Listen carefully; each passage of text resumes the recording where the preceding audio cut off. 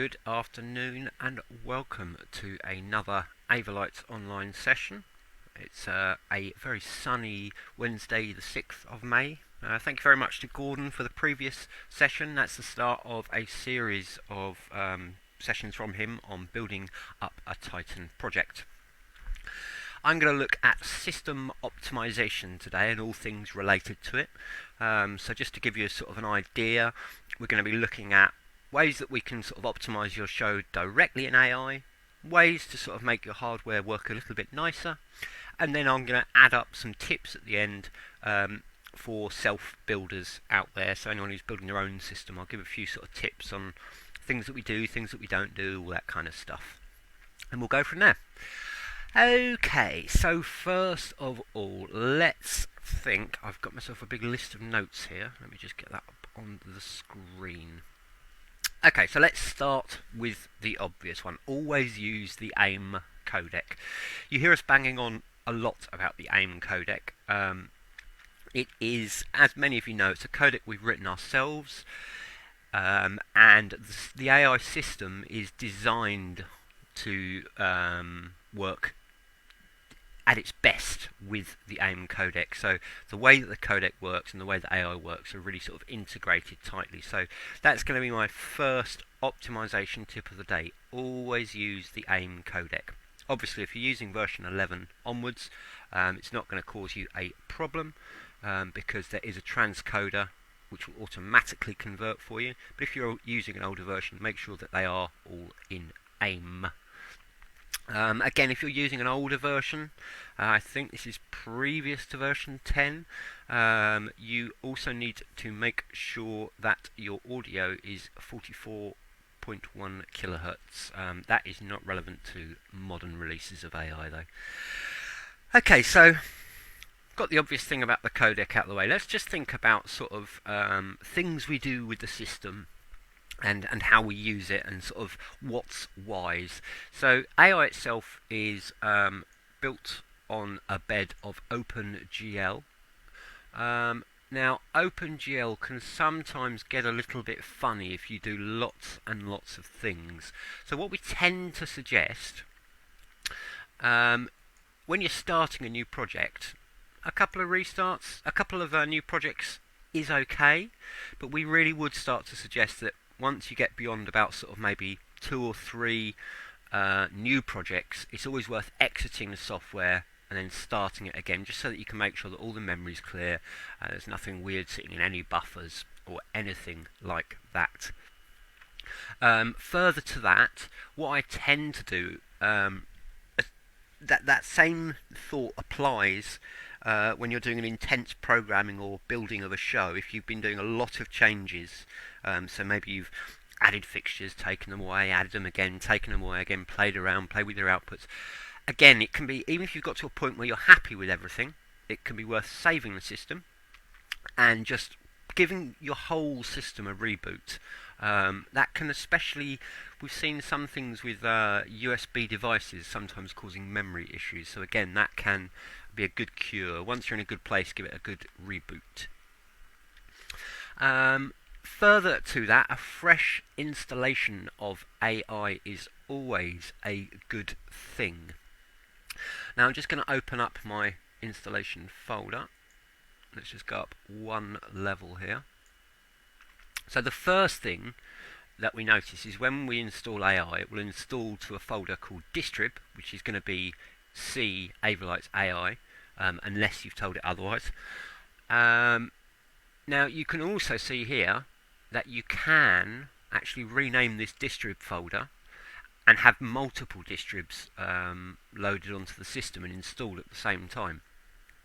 And as long as your shortcut is pointing towards the executable within the specific folder, then you can have all these different versions. So like you can tell from my versions here that I've got some weird beta versions like 12.10, 12.1, an old version of 10 there, that kind of thing, version of 12.6. So you can do this. Now what I would also suggest, if you're about to build a new show and maybe you're going to send the show out on tour or something like that, it can be very advisable to do a fresh install of AI. So again, that will just clear out any sort of logs, any buffers, anything that's hidden in the system, any project files which may cause you some kind of issue. It just clears everything out. So if you're preparing for a big tour, a big show, a fresh install of your distrib folder can be a good thing. If you do a fresh install, you might want to make your life easier by just copying things over. Generally speaking, it's going to be your projects folder, the contents of your banks folder. They're the two main ones. So the projects folder, that contains your actual project files, whereas the banks folder, surprisingly, contains the banks. And the nice thing to remember about the banks is that they remember all of this right-click information. So if you set up specific MIDI triggers, timecode triggers, ArtNet triggers, groupings, any sort of panning and cropping, all of that will be remembered in the bank. Just get my window back round. There we go. So the banks folder is a really useful one to copy over as well. And if you've done any custom patching and you've saved it to the patches folder, you can bring that over. But as long as things like the media and the patches are in the same location as when the original banks were saved, you can load those original banks in your new installation of AI and it should locate everything for you. That said, on the occasion that you do get a file and it can't find the file, I think it says something like unable to locate or unable to find, you can select the specific clips, then you press this folder icon. No, you don't. You press this folder icon here, and we can then select a piece of media that shows in that bank, and then AI will relocate any other pieces of media that should be in that bank, which are in that folder that you've pointed to.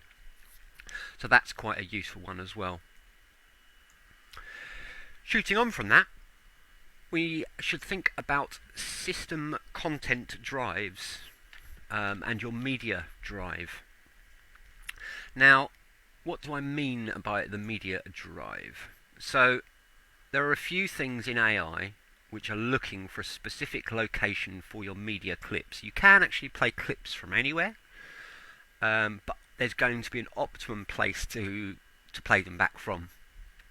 So, in the ideal world, let me just go to my computer here. There we go. So in the ideal, I've got two drives on this machine. In fact, ignore that D. That is a removable drive that I'm just going to pull out now. There we go. In fact, no, it wasn't. That was a smaller drive. I've actually got two drives. These first two drives are part of the same drive, and my content drive is a separate drive. Now, the way that Windows works, Windows constantly writes what's called a page file to the system drive. So, with any sort of drive, as soon as you're doing something on it already, when you want to do something else, so if you're writing a page file and you need to read a video, then your read speed is automatically halved. So just by playing, even if you're just playing a single video, just by playing a single video off a dedicated drive rather than the system drive will improve your performance. And generally speaking, if all of your content comes from a dedicated drive, that's going to be the best thing. I'm going to get onto hardware a little bit more, but just for reference, in our current, so basically from our R servers onwards, or the last versions of the R servers, we have used Samsung Evo 970 NVMe drives. So that's a really good recommendation. Like I said, I'm going to come back to hardware, and I'm going to make a few recommendations for a few different things across the board here.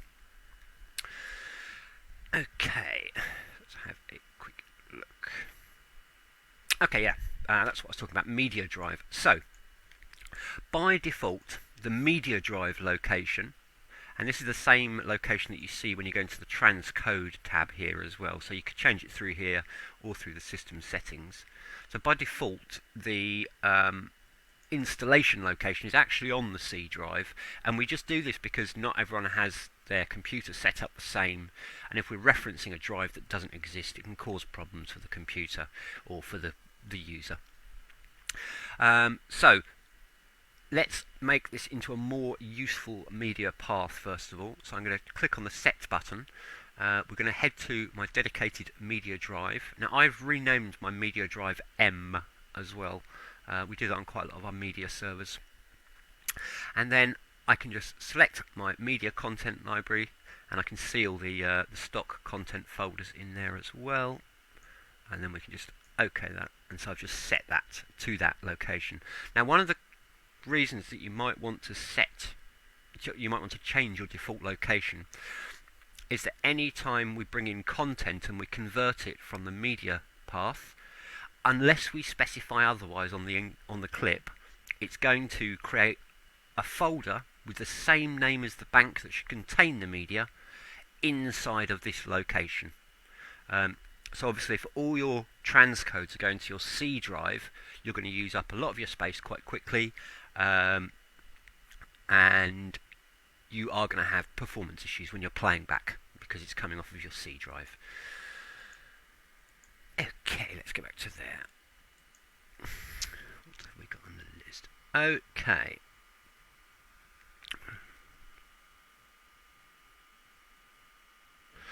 Okay, so just to confirm what I said there, VClub, when AI converts a clip to AIM, it puts it in a folder which is named after the bank it's aiming at, and that folder is within the media path, within that media drive that we specify, the media path there. And so just to add a little bit more to that, that means that we don't destroy the original clip. Your original clip is still in existence and perfectly unharmed, and we create a new version of the clip which we reference. Okay, let's have a brief think about displays. On some of our servers, on the queue range specifically, we can set our output resolutions and our refresh rates. We can set them from the front panel, but you can sort of modify them from the Windows system as well. And if you're not using an EDID managed server of ours, this is where you normally do it. So to access that, the easiest way to do that is right click and go to Display Settings. Now I'm on Windows 10 here. AI does now need Windows 10. Since we released 12.1, it needs a 64-bit build of Windows 10. So on this build of Windows 10 that I have here anyway, this first screen allows me to actually come in. I can select which screen I want to work with, but you see we've got nothing about our resolutions or our refresh rate. So if we go Advanced Display Settings, so down here we can actually specify the output resolutions that we want, and in Display Adapter Properties we can make sure that in the Monitor tab we have a good refresh rate selected. It's always worth, it's important to make sure that the frame rate of your media matches or is divisible by or is a division of the frame rate of your output resolution, of your outputs. And by that, what I mean is when we bring a clip into AI, let's go into here, let's just bring in a clip. I'll put that in a really silly place there. Just going to use Control X to just move it down there. When I right click on a clip, we can see that this clip in particular, it says FPS 25. It's got 25 frames per second. Now my outputs are set at 60 Hertz or 60,000 refreshes a second, which we describe as 60 frames a second. So when I'm playing back a clip which is a base of 25 on a base of 60, they actually don't divide that nicely, and so you can often see sort of stutter and undesirable playback. So when I'm running a 60 Hertz system, I really want to be running my clips at 30 Hertz or maybe 30 frames a second or 60 frames a second. You could go lower to 15, but I probably wouldn't want to go that low. It's theoretically just on the border of what we can accurately see with our eyes, but in reality a lot of people can detect the lack of smoothness when you drop as low as 15 frames a second. So it's always worth making sure that not only does your media, is it compatible with your overall output refresh rate, you always also want to make sure that all of your screens are running in a compatible refresh rate. So by that I mean don't have one screen at 60 Hz and one screen at 50 Hz, because it causes you problems down the line, especially if you want to synchronize the outputs. Because when you synchronize outputs, you generally synchronize lots of the outputs to one of the output. And so if there's a mismatch there, the timings aren't going to work properly and things aren't going to fire correctly and you'll get tearing. Okay.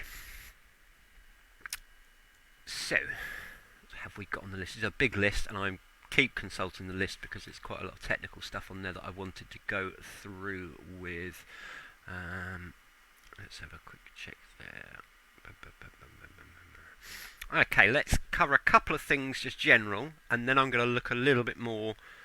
Let's got some AI bits we can look at. So a couple of notes I have made myself here, and this is something that trips up a lot of people. They don't realise what implications it has.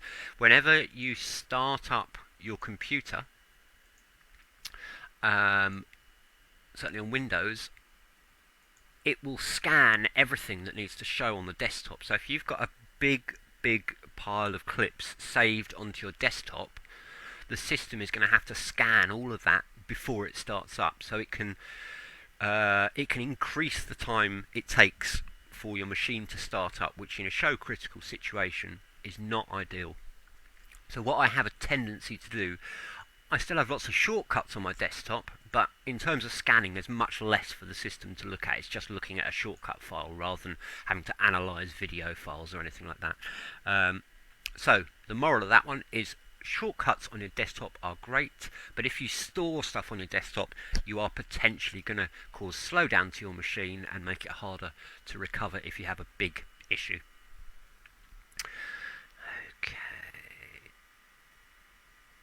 Okay, so inside of AI itself, there are actually a few things we can think about in terms of performance. First of all, let's go to our system settings window. Now on this system settings window, down on the left, I'm just looking for the box, there we go. There is an option which says layer render options, and it says configure next to that. If we give the configure button a press, I'm just going to close this just for a moment. Okay, so until now I've not really described the difference between the frames per second meter here and the frames per second meter here. So what we're seeing on the interface is trying to fit to our overall output refresh rate. So it's not going to let it exceed 60 frames a second. However, we can see the one within the top level window can often go much higher, and this is more like seeing actually the engine running raw without a limiter on it. This is potentially how fast we could go, and as we get it to do more stuff, this number will decrease. And it's only really when this one starts to drop below the output refresh rate, so but in this case below the 60 frames per second, it's only that point where we really start to need to pay attention to what we're doing on the system. Now there are, in the window that I opened, the layer render options. These are things which can be turned off in the system, which can in certain circumstances save you a little bit of poke. Now I'm going to play around with these, and the only thing we've got here that's going to help us is this frames per second meter. What I'm going to do, I'm going to just try and zoom in a bit so that we can just see that a little bit more zoomed up. There we go. Okay, if we put that there we go. Might be a little bit easier to see on the stream there. Okay, let's just do that. Okay, so I am sitting around 108 to 117 frames per second at the moment. That's with everything turned on. So some of these, it depends on the project itself. Some of them will seemingly have no effect. So let's take off layer color adjustment first of all. That's probably going to give me a couple more frames per second. I can see my lower frames per second isn't getting quite as low. I can go slightly 1 or 2 frames per second higher.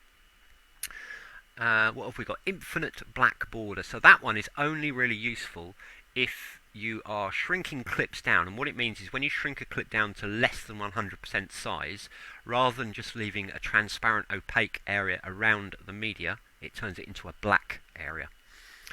CITP MSEX streaming, I would suggest turning that off anyway. A lot of you aren't using CITP now. There's a lot of Synergy users out there. You can see I'm reaching 119 now.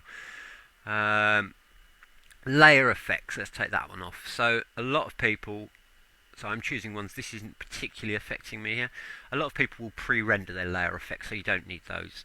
Layer rotation, this should give us a few more points. You can see my lower is now 112, 109, about the same. Layer rotation, so this one specifically relates to rotating on the Z axis. So if you think of that looking at a clock face, the hands rotate around the Z axis. When you rotate around the Z axis, you take things from being a 2D function to a 3D function. So if you can take that out, if you're just playing back pieces of media and you're not doing anything 3D, take out the 3D, take out the layer rotation. Then we have things like intensity and strobe effect. So you might have a show where you don't need to control your layer intensities. Maybe you're just playing straight clips back. You're not doing any sort of mixing or anything like that. Fixture master brightness. For this particular project, it's really not doing that much to me at all. The last one is going to poke it up quite a bit.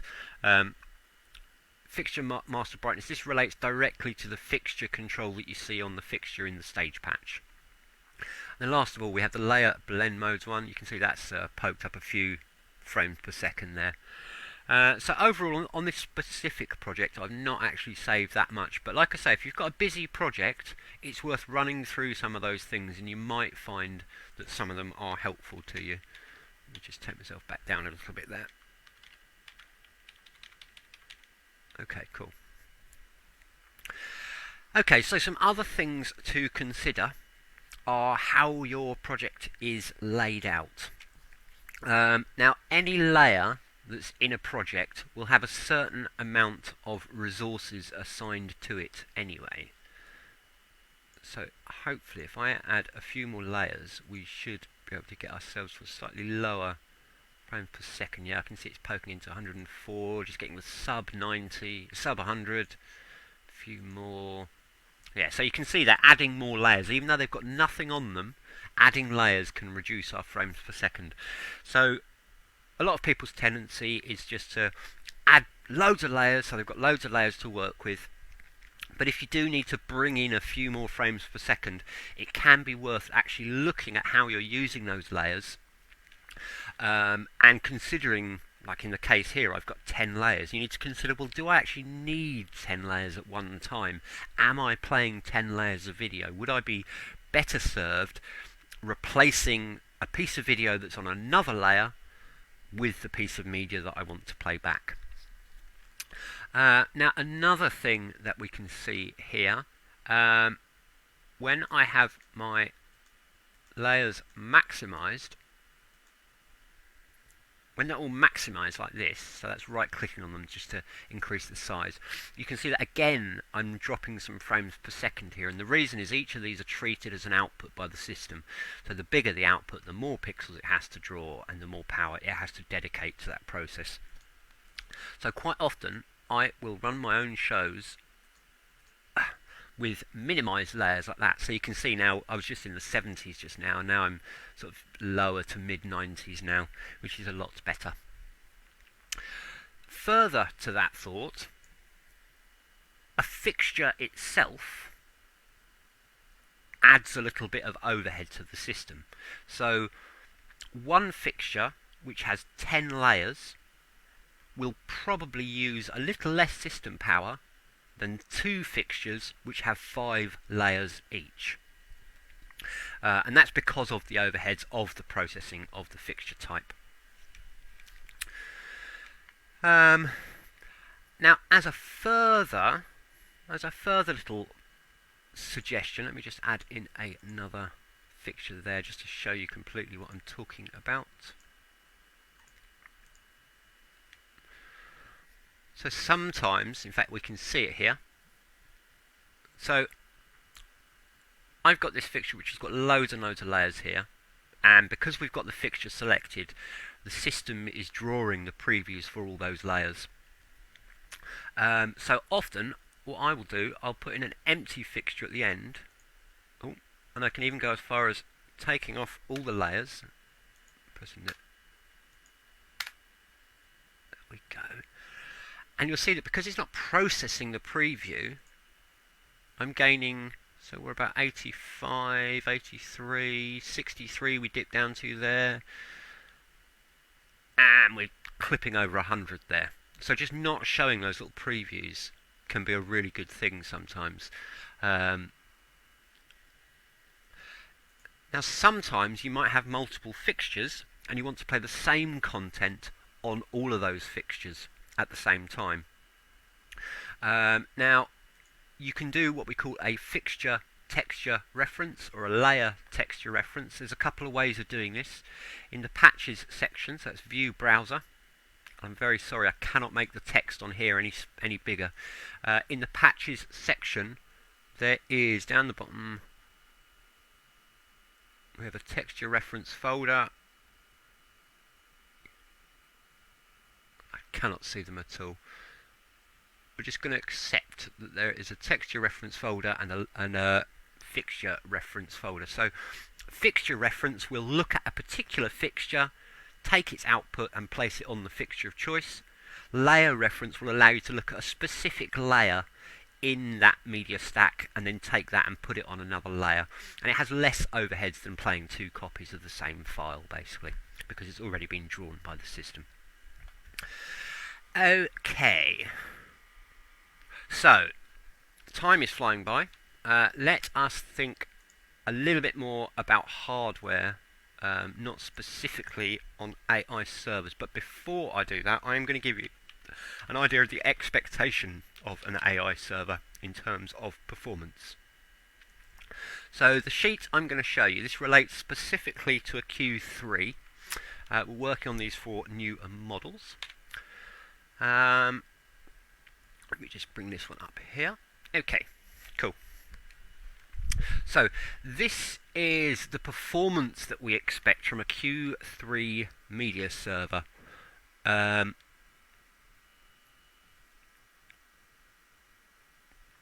Stu Smith has just asked if that will ensure that the clips are playing in sync.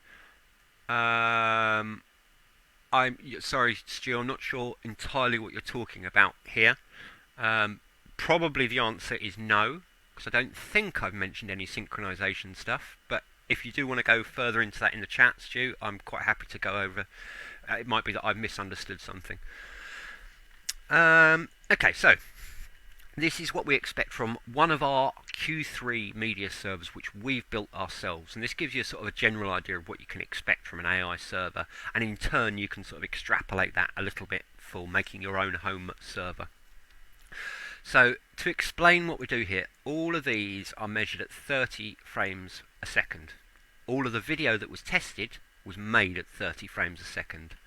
So we are saying that if we have 19 layers of full HD on a Q3 media server, we should be able to play 19 unique files. We should be able to play 19 unique files at the same time without it dropping below 30 frames a second. And in fact, if we use Performax mode, which I didn't even mention, we can get to 24. So just to confirm there, let's do this. So this is normal mode, Performax mode. So at the moment we're about 85 or so. Performax mode just removes loads of the interface, so it's not wasting a load of power drawing that. So you can see already that we've gone up to 120s, 130s there with our performance. So yeah, we would expect around 19 or so full HD videos. And I say unique instances. Getting one video and playing it 19 times is not the same as a different system draw. So what I do for my testing, I have one specific video and I make duplicates of that video so that I know that the draw on the system is the same for all clips and any requirements are the same. Going a little bit further with that, and that is obviously in our AIM Superstream codec. 4K AIM Superstream, and by that I am talking 3840 by 2160. We can play 8 layers of 4K, all at native resolution, and with these numbers we are outputting to a monitor of that resolution and refresh rate at the same time. Okay, I understand the question now. Sorry about that, Stu. So Stu's question was, will it ensure the clips are playing in sync? And it was in reference to fixture and texture referencing on another fixture. Yes, they will, because they're not separate instances. What it's doing is, in that particular mode, when it's rendered it for one fixture, it's just taking that final render and putting it onto the other one as well. So it doesn't have time to it doesn't need to redraw it. They don't need to. There's no necessity to keep them in sync because they are the same thing basically. Okay, time is flying and my list is going away here. Let's have a look at that.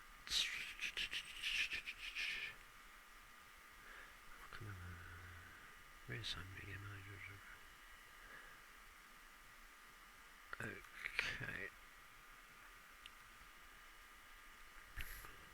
Right, okay, I'm very sorry, just looking down my final bits on my list. Let's yeah, so network. So the question there,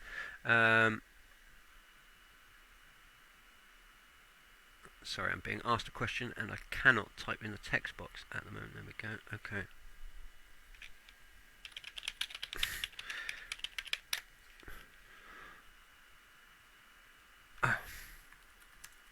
Sorry, I'm trying to type.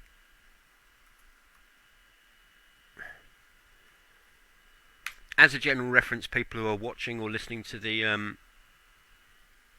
webinar, rather than ask me if it's okay to ask a question, because then I have to stop what I'm doing, just type the question in the chat. It's fine to ask questions. Okay. So I've lost my train of thought. Oh yeah, NDI I was going to mention very briefly there. NDI and network ports in general. So there are people out there using NDI, which is a network streaming technology. It allows us to share frames of video over a network. Where possible, I would suggest using a separate network loop for any control systems as compared to the NDI loop. So NDI, just for reference, will use around 70 megabytes of bandwidth a second for a full HD video. And that is worth bearing in mind if you're doing a synergy connection and you are using the pixel mapper, or if you are doing media previews on the console as well. Okay, how are we doing? Right, while I'm waiting for a question to pop up there, I am going to very briefly mention graphics cards.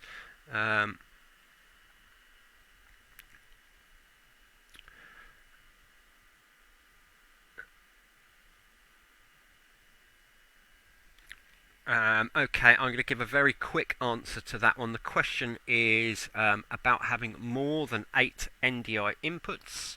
I do not know the answer to that one. I'm going to have to go back to my development team. Well, I'm going to have to go and fiddle at least, and then probably go and have a look at work with the development team. I am quite happy to find this out. I know you popped up quite a lot, V-Club, so what I'll do is I'll find it for the next session, which is going to be Monday, I'm afraid. Unless, of course, you want to send me an email, pop me an email address. You can either email me at support@avolitesmedia.com, or you can put one in the chat, and I'll have a dig and I'll find out for you.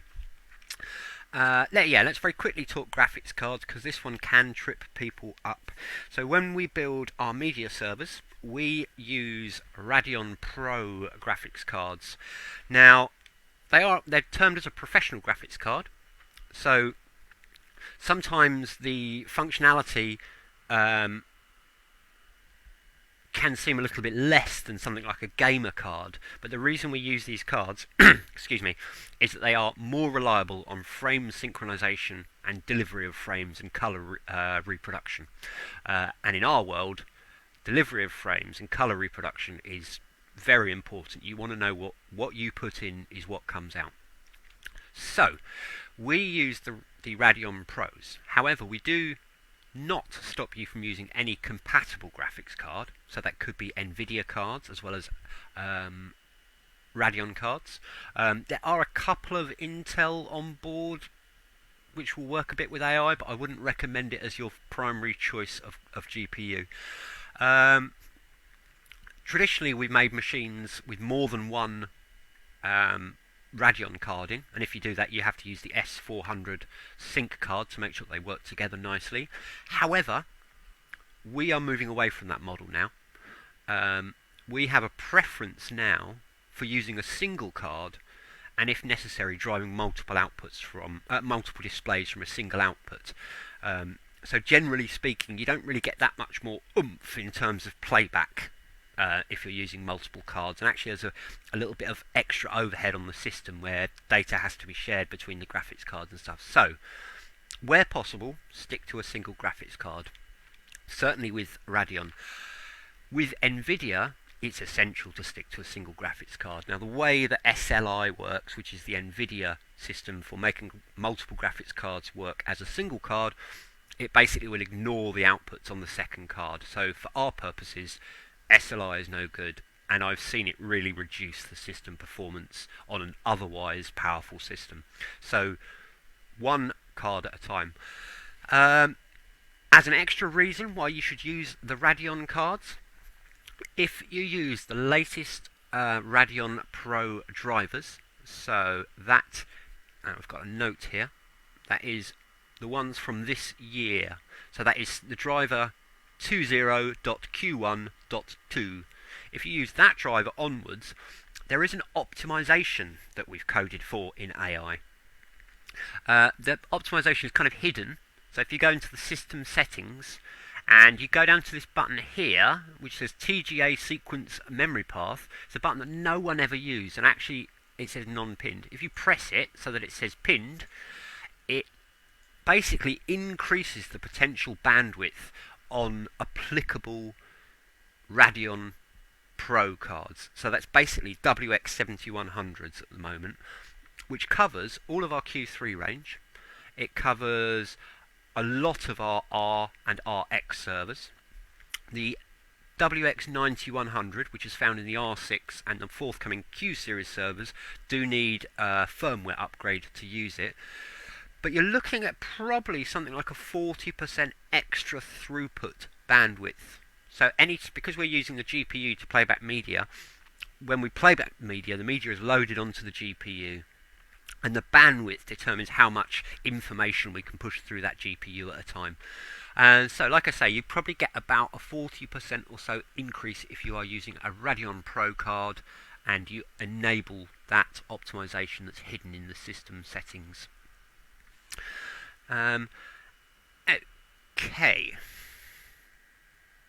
so I think that we are about there for today. It's been quite a technical one, I'm afraid. This is useful information, hopefully. Yeah,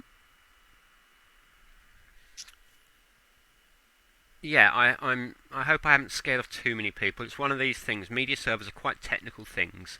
There we go, actually. I've got one last picture for you. One last picture. Powers of 2. This is a great one to be aware of. So, graphics.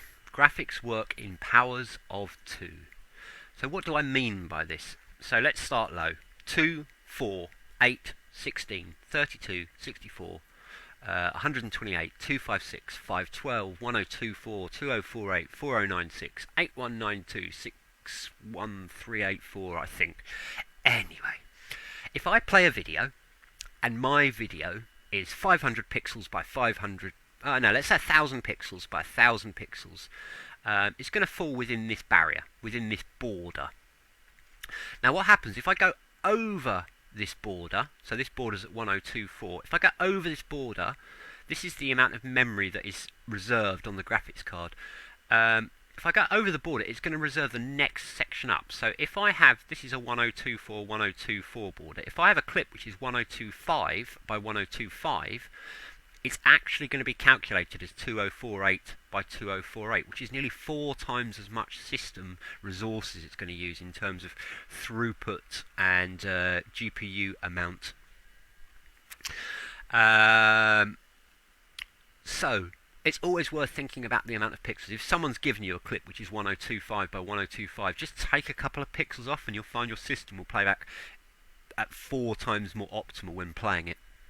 The same can be said when you're setting your resolution on your canvases. If you're playing a clip that's 5,000 pixels, it's going to play at 8192. So just bear in mind, basically, powers of 2. These are quite useful for graphics generally. Always remember the powers of tool rule. Okay, so I think we are about there. I'm going to put all of this into a big write-up, Sebastian. I think a lot of the next couple of weeks might be me converting what I've done in webinars to be non-webinar videos, because the webinar videos are a little bit distracting, where you get people talking and stuff like that, and you find your brain wandering a little bit. Anyway, on that note, I am going to call it a day there for today. So this Friday is a bank holiday in the UK, which means that we are lucky enough to have a whole day at home, which means we're not broadcasting, which is why you've got me today.